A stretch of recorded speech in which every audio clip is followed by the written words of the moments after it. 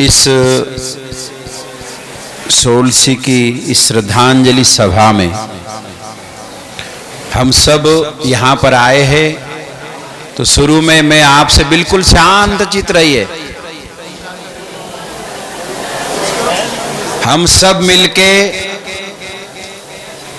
महाराज जी को श्रद्धांजलि देने के लिए यहाँ पर पधारे हैं, वरना केवल किसी को भीड़ करने के लिए नहीं।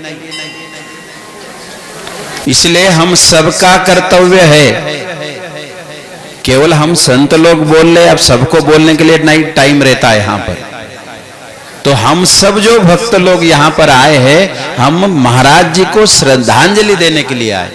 तो हम सबका कर्तव्य है कि हम उनको श्रद्धांजलि दे। इसके लिए मेरे साथ आप 11 बार ओम का गुंजन करिएगा और 11 मंत्र मैं आपसे कहूंगा, मेरे साथ बोलिएगा। ये सारा का सारा जो पुण्य है उस आदरणीय महाराज श्री को, शिवचरण महाराज जी को हम समर्पित करेंगे, क्योंकि इसका नाम आज श्रद्धांजलि सभा है। हम सबका कर्तव्य होता है कि हम उनको श्रद्धांजलि दे। जिस श्रद्धांजलि देने के बाद उस भगवान नाम का जो पुण्य है, अब कुछ देर बाद यह अन्न क्षेत्र भी होगा, इसका भी पुण्य, जो इस सारा पुण्य है उस आत्मा को हम समर्पित करें, जिससे उस आत्मा को परमात्मा के चरणों में स्थान मिले। इसलिए श्रद्धांजलि सभा की जाती है।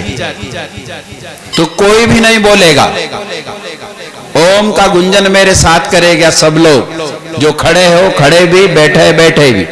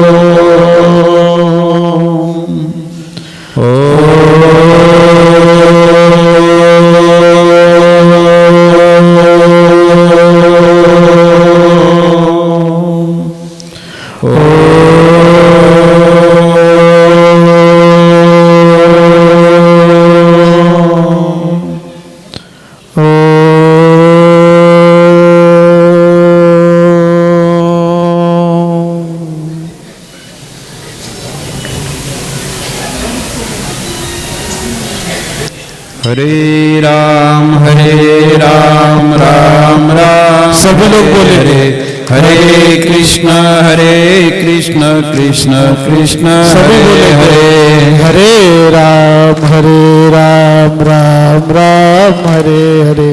हरे कृष्ण कृष्ण कृष्ण हरे हरे। हरे राम राम राम हरे हरे।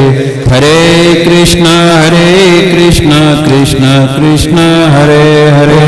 हरे राम सब लोग बोलेंगे, जितने लोग हैं, जितने लोग बैठे उतना आवाज नहीं आ रहा।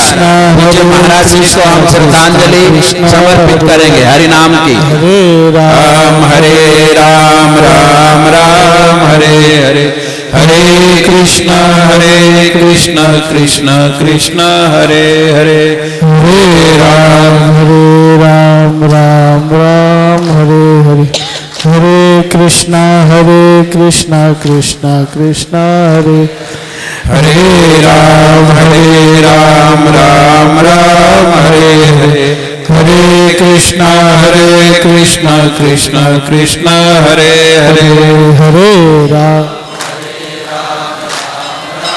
हरे हरे, हरे कृष्णा कृष्ण कृष्ण हरे, हरे राम राम राम हरे हरे, हरे कृष्ण कृष्ण कृष्ण हरे हरे, हरे राम राम राम हरे हरे, हरे कृष्णा कृष्ण कृष्ण हरे, हरे राम राम हरे हरे, हरे कृष्ण कृष्ण कृष्ण हरे हरे, हरे राम राम हरे हरे, हरे कृष्णा कृष्ण अरे वापस बैठो बैठो। हरे राम राम हरे हरे, हरे कृष्ण कृष्ण कृष्ण हरे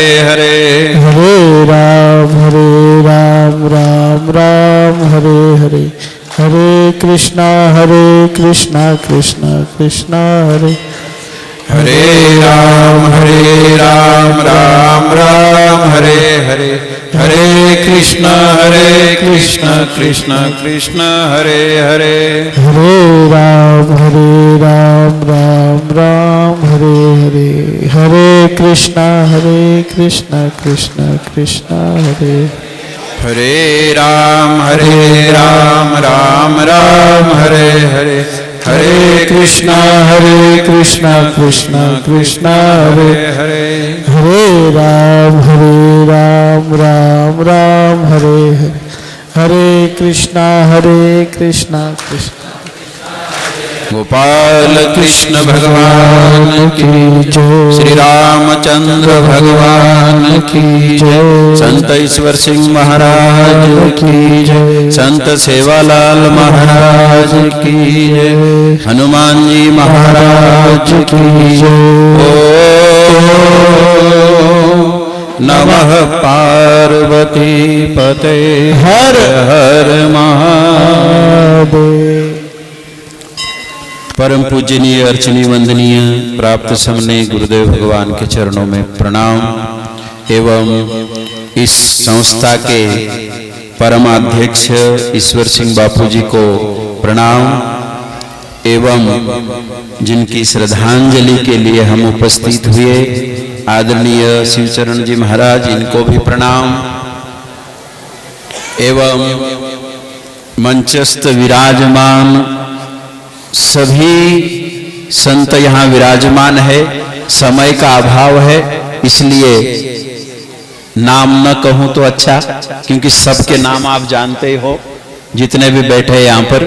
तो सभी संतों को मेरा प्रणाम एवं आदरणीय आमदार साहब हरिभाऊ राठौड़ और आदरणीय हमारे संजय भाऊ मंत्री साहब भी यहाँ पधारे हैं, उनको भी, और आप सभी भक्त हृदय भाई बहन को, आप सबको मेरा प्रणाम। जय श्री कृष्ण, जय सेवालाल। मेरे भाई बहन, आज हम यहाँ पर पूज्य महाराज जी को श्रद्धांजलि देने के लिए आए। आज से 16 दिन पहले ये पार्थिव शरीर, इस 5 तत्व का जो शरीर था वो 5 तत्वों में विलीन हो गया, और जो चैतन्य आत्मा हमारे भीतर है उस दिन से वो आत्मा भी यहां से उस शरीर को छोड़ दी लेकिन आज के बाद वो आत्मा यहां से अपनी गति प्रस्त करेगी। इसीलिए मैंने आपसे 11 बार ओंकार का गुंजन और 11 मंत्र, जो महामंत्र है जिसके लाखों भगवान का नाम हो गया, आप सब यहां पर बैठे, तो हम सबके इस नाम के प्रभाव से, इस सारे नाम भगवान के जो है उस आत्मा को शिवचरण जी महाराज जी को हम समर्पित करेंगे कि हे परमपिता परमात्मा, इस आत्मा को आपके चरणों में विलीन कर लीजिए। यही हमारी प्रार्थना आपसे है। तो मेरे भाई बहन, आत्मा अमर है, आत्मा मरती नहीं है। हम सबको भी एक दिन ये पार्थिव शरीर जो है, ये 5 तत्व का जो शरीर है, ये सबको छोड़ना है एक न एक दिन। यहां पर कोई अमर नहीं है। इस स्थान का नाम अमरगढ़ जरूर है, लेकिन जिस महापुरुष ने इसका नाम अमरगढ़ रखा है वो अवश्य अमर है। वो आत्मा अवश्य अमर है जो ईश्वर संग बापू जी है, जिस स्थान का नाम अमरगढ़ रखा है, क्योंकि यहां उन्होंने तपस्या की है। और मेरे भाई बहन, सदगुरु कहीं मरता नहीं है। इसलिए पूज्य ईश्वर सिंह बापू जी ने बड़ा सोच समझकर इस स्थान का नाम अमरगढ़ रखा है, क्योंकि यहीं से वो साधन करके अपनी अमर आत्मा को उस परमात्मा से मिलाया है, इसलिए वो अमर है। अमर वही व्यक्ति है, अमर वही संत है जिसकी आत्मा अपने परमात्मा से मिल गई हो।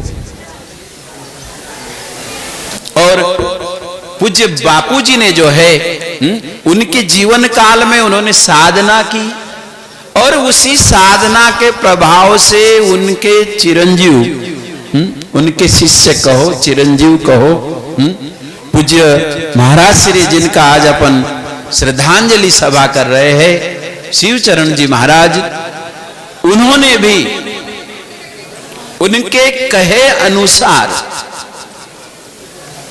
शिष्य वो है जो अपने गुरु के कहे अनुसार चले, वही शिष्य है। नहीं तो गुरु की इच्छा कुछ और है और शिष्य की इच्छा कुछ और है, तो वो शिष्य नहीं है। इसलिए ईश्वर सिंह बापू जी की आज्ञा का पालन करते हुए उन्होंने अपने जीवन में यहां पर इस परिसर के समाज को, परिसर के मानव समाज को, केवल बंजारे समाज को नहीं, साधु किसी समाज का नहीं होता है, ये बात ध्यान से रखना आप। ईश्वर सिंह बापू जी को राष्ट्र संत की उपाधि क्यों मिली? कि पूरे राष्ट्र में, पूरे हमारे देश में उन्होंने मानव को जगाया। जो मानव को जगाता है वही राष्ट्र संत है, जो मानव को, क्योंकि उन्होंने मानव की अस्मिता को जगाया, उन्होंने मानव का कल्याण करने का साधन इस परिसर में समाज के सामने रखा। और उन महापुरुष की जो बातें हैं, जिन जिन लोगों ने उनकी बात मानी, उनका आज भी कल्याण है, वो आनंदित है। और जिन जिन ने नहीं मानी महाराज, वो मैंने भी देखा है, आज उनके घर के दरवाजे बंद है। तो इसलिए जो गुरु के कहने पर चले वो शिष्य। इसलिए आदरणीय शिवचरण जी महाराज जी ने उनके कहे अनुसार उनका जीवन व्यतीत किया, साथ ही साथ समाज को, जहां जहां भी भक्त परिवार था ईश्वर सिंह बापू जी का, उनको वही रास्ते चलाया। बल्कि ऐसा नहीं है कि गुरु ने कौन सा रास्ता दिखाया और शिष्य कौन सा रास्ता दिखाया, ऐसी बात नहीं है। इसलिए वो आदरणीय है और उन्होंने स्थान की भी महिमा रखी अपने गुरु के कहने अनुसार, सारा जीवन भी व्यतीत किया, लेकिन इस परिसर के साधकों को जो उन्होंने एक साधक बनाया ईश्वर सिंह बापू जी ने, बहुत अच्छा परिवार, इसलिए इस स्थान की महिमा भी रहे। मैं आप सबसे भी निवेदन करूं, मैंने शुरू में ही कहा कि गुरु मरता नहीं है, गुरु अमर है, इसलिए इसका नाम अमरगढ़ भी रखा है। इसलिए हमारी श्रद्धा को हम इधर उधर नहीं जाने दे, श्रद्धा टिकाए रखना। साधक यदि श्रद्धा टिकाए रखेगा, फिर तू भ्रू नको मी तुझा पाठीशी आहे। लेकिन यदि श्रद्धा में यदि डामाडोल हो जाए तो गुरु की कृपा उसको छोड़ देगी, ये बात ध्यान में रखना। इसके लिए हमारी जहां श्रद्धा हो उस श्रद्धा को हम टिकाए रखिए। और आज ईश्वर सिंह बापू जी ने इतना अच्छा समाज का प्रबोधन किया, सभी मानव समाज को, क्योंकि संत दयाळ दयाळ करी सर्वांचा सांभाळ, ये ईश्वर सिंह बापू जी ने अपने जीवन में पहले उस परमात्मा का अनुभव करने के बाद जगत को दिखाया। और इसलिए आप सभी साधक यहां पर उपस्थित हो श्रद्धा को लेकर, और उनके जो जीवन पर कहने पर जो भी लोग चले हैं, मेरे गुरुदेव लक्ष्मण चैतन्य जी बापू और ईश्वर सिंह बापू, इनके दोनों के विचार एक है, सनातनी विचार है, सनातन धर्म का विचार है। दोनों ने आत्म साक्षात्कार किया है। इसलिए ये दोनों महापुरुष के विचार एक मिलते हैं, सनातन को छोड़कर नहीं है। इसलिए ऐसे महापुरुष का पल्ला पकड़ने से, ईश्वर सिंह बापू जी का पल्ला शिवचरण महाराज ने पकड़ा, लक्ष्मण चैतन्य जी का बापू का पल्ला हमने पकड़ा, यहां जितने ब्रह्मचारी है। तो गुरु का पल्ला पकड़ना है, और गुरु साधक को, जीव को, भक्त को परमात्मा तक मिलाता है, ये उसकी जिम्मेदारी है। इसलिए राजस्थानी एक शब्द में कड़वा कहा है भजन में, हमारे सतगुरु पकड़ी छे बा, नहीं तो मैं बह जाती। हमारे सतगुरु पकड़ी छे बा, नहीं तो मैं बह जाती।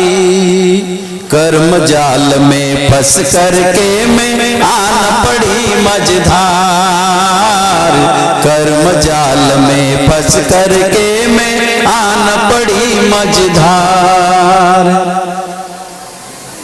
ये नहीं होता जग में तो कौन, एक नहीं आने सदगुरु। सदगुरु यदि जीवन में नहीं होता तो मैं यूं बह जाती इस संसार से। इसलिए सदगुरु जो कहता है, सदगुरु पकड़ी छे बाँ, नहीं तो मैं बह जाती। यदि ईश्वर सिंह बापू परमपिता परमात्मा का साक्षात्कार नहीं करते, लक्ष्मण चैतन्य बापू जी साक्षात्कार नहीं करते, सेवालाल महाराज जगदम्बा का साक्षात्कार नहीं करते, तो हम बह जाते। इसलिए सदगुरु जो है ऐसे शिष्य का हाथ पकड़ ले। सदगुरु मारी पकड़ी चे बहा, बहा मांझे हाथ। सब बंजारे लोग हो अब, और भी दूसरा समाज भी है, लेकिन बहा राजस्थानी शब्द है, हाथ पकड़। सदगुरु मारी पकड़ी छे बा, नहीं तो मैं बह जाती। कहां बह जाती? इस संसार में। ये संसार की नदी है, ये समुद्र है, ये नदी में मैं बह जाता यदि मेरे जीवन में गुरु नहीं आता तो। यदि ईश्वर सिंह बापू जी नहीं आते तो यदि जिसके जीवन में सदगुरु अच्छा आया और सदगुरु की बाह पकड़ ली महाराज, तो उनका घर अच्छा है। पूरा परिवार, खान पान रहन सहन सारे तरफ से उसका कल्याण है। और जिन्होंने अपने गुरु की बाह नहीं पकड़ी, केवल पीछे पीछे चला मेरा बापू, पकड़ी नहीं तो फिर बह रहा है संसार में।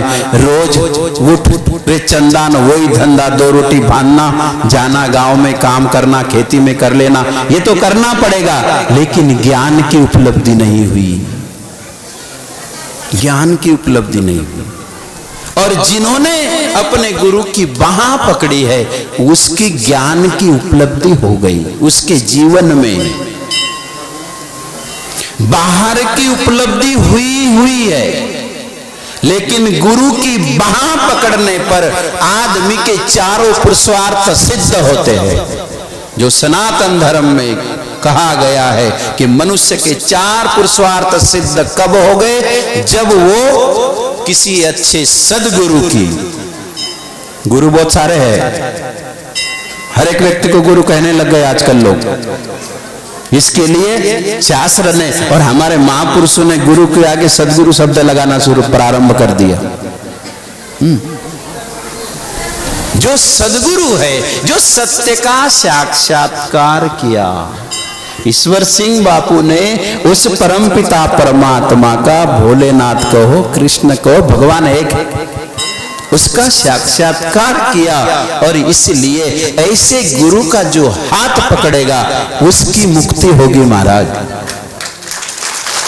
इसलिए कवि ने कहा, मारे सदगुरु पकड़ी छे बाण, नहीं तो मैं बह जाती।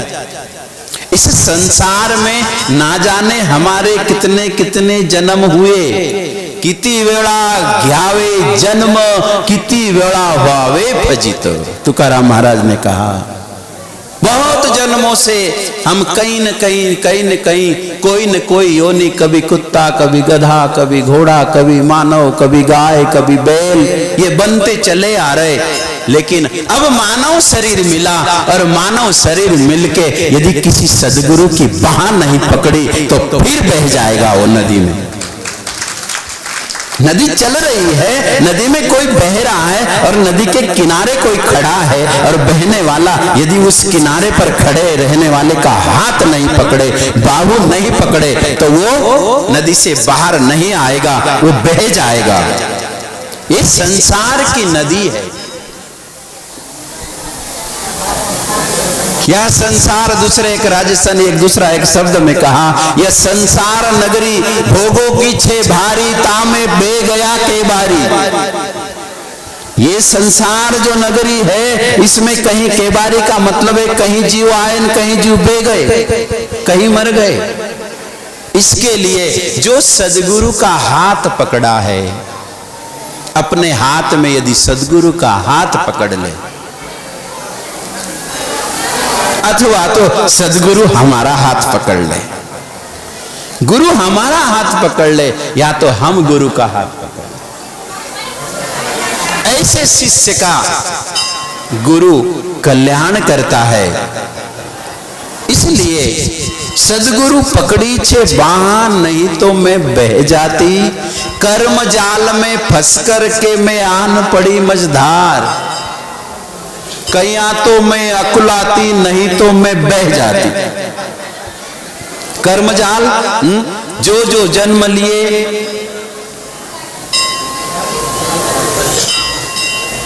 अभी है, अभी कितना है, आपके बाद करना, बंद करना। तो कर्म जाल में फंस कर के मैं आन पड़ी मझधार, विषय वासना के बस में होकर व्याकुल भई अपार। जीव इस कर्म जाल में, इस संसार में जब से जन्म लेता है, तब से कर्मों में उलझ जाता।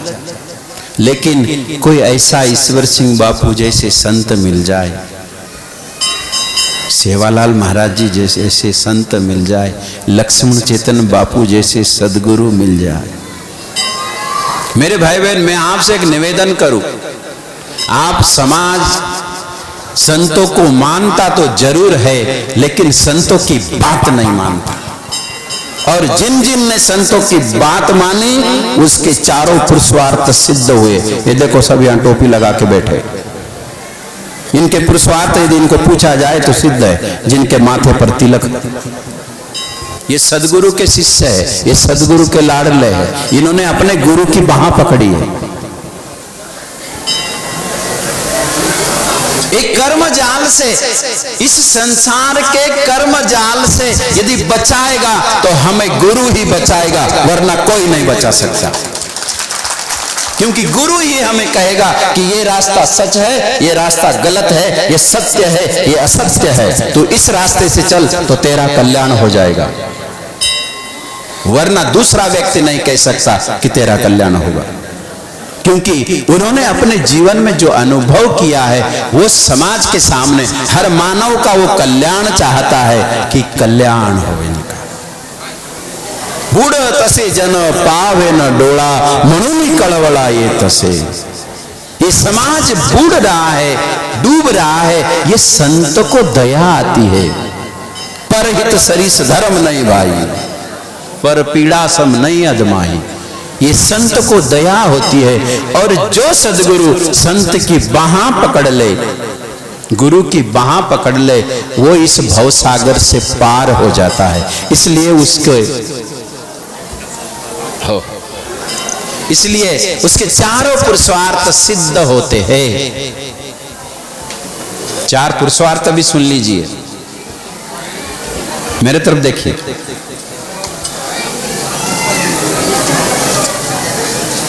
चारों पुरुषार्थ गुरु की कृपा से, गुरु के सानिध्य में जाने से, गुरु के हाथ पकड़ने से, गुरु की बाह पकड़ने से, गुरु के चरणों में जाने से उस जीव के चारों पुरुषार्थ सिद्ध हो जाते।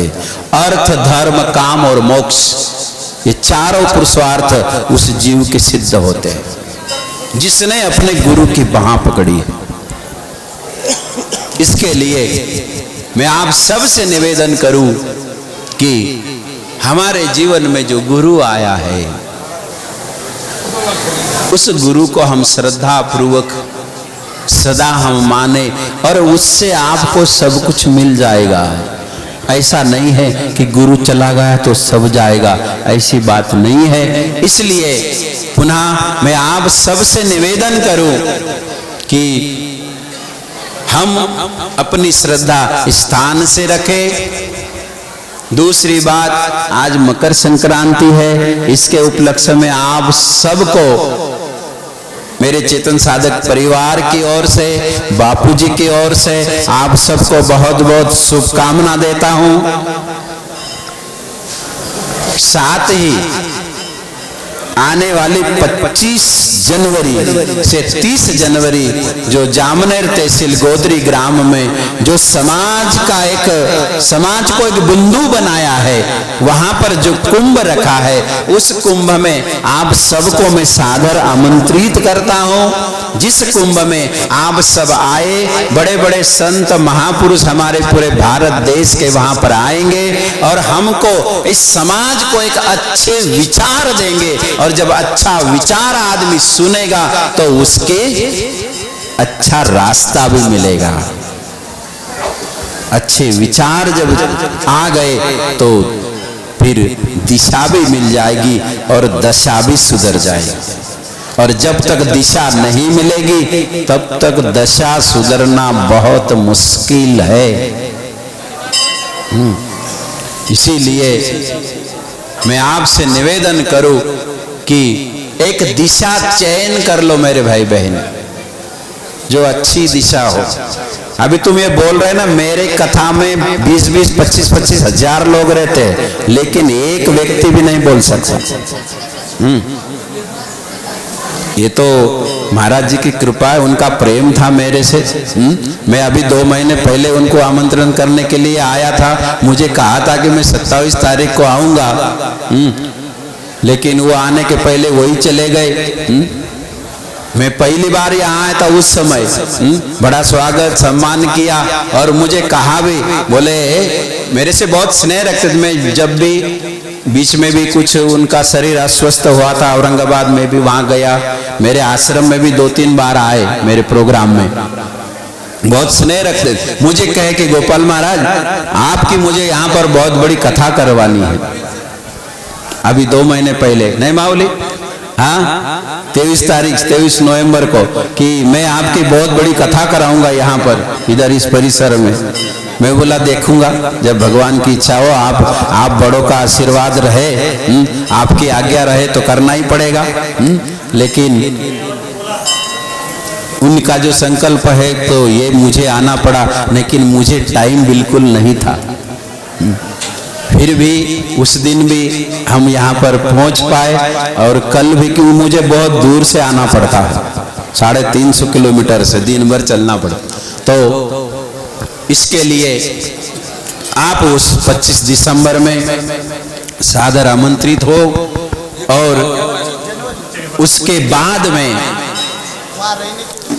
वहां पर जो है आपकी रहने की खाने की सारी व्यवस्था है। 50,000 लोगों की व्यवस्था है वहां रहने की, 10,000 माताओं के लिए, 40,000 पुरुष के लिए, ऐसी टोटल 50,000 लोगों की व्यवस्था वहां समिति कर रही है। और हमारे देश के बड़े बड़े बहुत बड़े महापुरुष सारे के सारे वहां आएंगे, जिनके दर्शन भी हमको नहीं हो पाते, ऐसे संतों के दर्शन भी होंगे। तो अच्छा विचार भी मिलेगा, अच्छी दिशा भी मिलेगी, और दशा भी सुधर जाएगी समाज की। यही एक मन में हेतु रख के मैं भी उसमें इन्वॉल्व हुआ हूँ। नहीं तो तुमको आज बता दूं कि आज मुझे साधु बनने के लिए 45 साल हो गए। बचपन से मैं मेरे गुरु के साथ में आया हूँ, 13-14 साल की आयु थी तब से मैं मेरे गुरु जी के साथ में सेवा कर रहा हूँ उनकी। लेकिन आज तक किसी बंदे को पता नहीं कि गोपाल चेतन किस समाज का है, क्योंकि साधु की कोई जात नहीं होती है, कोई समाज नहीं होता है। इसलिए वहां पर जो है एक संघ के लोग हो, हमारे साधु समाज जो है, जो मेरे बड़े बड़े वरिष्ठ संत है, वहां पर जो आएंगे वो सब मुझे पहचानते हैं और मेरे कहने पर ही वहां आ रहे हैं। इसलिए उनका मुझे आदेश हुआ कि ठीक है, हम आपको एक सेवा करने का मौका देते, एक आदेश करते, और बड़ों का आदेश हमारे संतों में पाला जाता है। इसलिए संतों ने मुझे कहा कि आप इसमें आगे आके एक समाज के हित के लिए, समाज के लिए कुछ दिन कार्य करो। इसलिए मैंने उस प्रोग्राम में इन्वॉल्व हुआ। न मुझे कोई विधायक बनना, न कोई सांसद बनना, न कोई मंत्री बनना। कई लोग ऐसे कह रहे हैं कि महाराज को क्या मंत्री बनना, क्या विधायक बनना। अरे मंत्री क्या, मंत्री तो हमारे सामने आके बैठते, मंत्री से क्या है। वो भी मंत्री नीचे बैठता है सामने, तो हम मंत्री बन के, हम मंत्री के मंत्री है, तो मंत्री बन के क्या करना है। लेकिन हम साधु का चोला पहन रखे हैं, इसलिए धर्म कार्य करना हमारा काम है, साधु का काम है। कोई व्यक्ति यदि धर्म परिवर्तन करता है तो उसको रोकने का काम हमारा है, क्योंकि वो एक व्यक्ति यदि धर्म परिवर्तन करता है तो इस देश का, वो नागरिक होने के बाद भी वो इस देश का दुश्मन बनता है। इसलिए हमने धर्म का चोला पहना है, इसलिए धर्म की रक्षा करना, धर्म का कार्य करना, इसके लिए हम आगे आए हैं। और ना कोई मुझे वहां से कोई लेना देना नहीं है कि समाज को एक अच्छी दिशा मिले। मैं आपको पूछूं, 75 साल हो गए इस देश को स्वतंत्र होने के लिए, किसी ने आपके विषय में सोचा? बोलो, किसी ने सोचा? कोई भी पार्टी हो, 75 साल हो गए देश को आजाद होने के लिए, इस समाज के लिए किसने सोचा? तो जब अभी किसने सोचा है, कोई साधु संतों ने, कुछ तुम्हारे में से ऐसे ही कोई एक भक्त ने, तो फिर उसमें गलत क्या? समाज का हित होना है वहां, तो सबको खुशी होनी चाहिए और सब अपने अपने गांव से अपने अपने गाड़ी करके और वहां पर आओ, संतों का दर्शन करो। क्योंकि आज तक किसी ने नहीं सोचा, हर समाज का सम्मेलन होता है, लेकिन इस बंजारे समाज का सम्मेलन आज तक नहीं हुआ, किसी ने करवाया नहीं। फिर अभी यदि कोई संत आगे आ रहे हैं, कोई भक्त आगे आ रहे हैं, तो उसका आनंद लो, उसको मदद करो, पांव पकड़ के खींचो मत, उसको मदद किया जाए। समाज का उत्थान होगा। जब तक विचार चेंज नहीं होंगे मेरे भाई बहन, तब तक जीवन सुधरेगा नहीं। इसके लिए आप सबको वहां में सादर आमंत्रित करता हूं। और ठीक 4 महीने बाद 3 मई से 7 मई ओंकारेश्वर जहां ज्योतिर्लिंग है, वहां पर पूज्य लक्ष्मण बापू का एक आश्रम है, वहां पर मंदिर बन रहे हैं। उस मंदिर का उद्घाटन है, मूर्ति प्राण प्रतिष्ठा है, संत सम्मेलन भी होगा। तो उसमें आप सबको मैं आमंत्रित करता हूं। एक काम एक पंथ दो काज। गोपियों ने क्या कहा? चलो सखी जा जाइए जहां बसे ब्रजराज, गोरस बिके और हरि मिले, एक पंथ दो काज। वहां नर्मदा मैया बह रही है बरसों से, जिसमें हम स्नान कर सकते हैं। वहां भगवान भोलेनाथ का जो ज्योतिर्लिंग है, उस ज्योतिर्लिंग का हम दर्शन भी करेंगे और बड़े बड़े महापुरुष वहां पर आएंगे, उनका हम आशीर्वचन भी सुनेंगे, सत्संग भी सुनेंगे, दर्शन भी करेंगे। तो ध्यान में रखना, तारीख आप 2 मई से 7 मई छुट्टी के दिन है आ जाने का। आश्रम तुम्हारा ही है, ओंकारेश्वर वाले आश्रम में, ओंकारेश्वर के पास दगड़ू जी बापू धाम करके ऐसा नाम है, जो दादा गुरु जी हुए।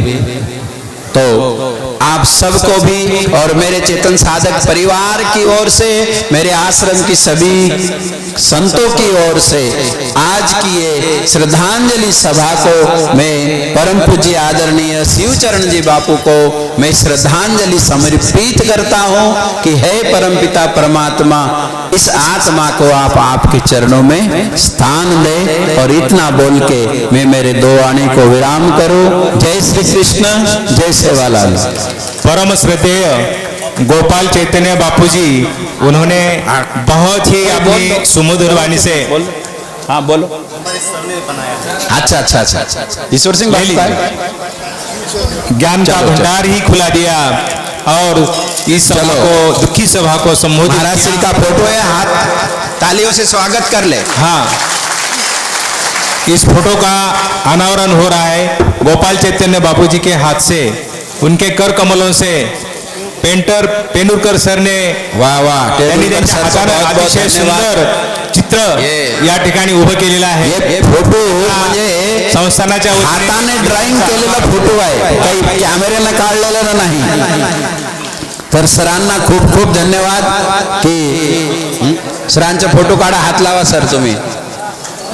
गोसावी पांगरीर दयारामजी पवार, जे सुरदास बापूजी भाणत छान पेंटिंग केली आहे सरांनी, तर मी तुमच्या सबच्या वतीनं त्यांचं स्वागत करतो। पेंडुरकर पेंटरांचं स्वागत होत आहे।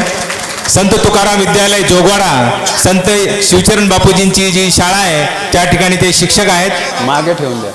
त्यांनी अतिशय चांगल्या कौशल्यातून त्यांनी बापूजींचा फोटो या ठिकाणी चित्रित केलेला आहे। खुर्ची ठेव, मागे ही खुर्ची ठेव ना भाऊ।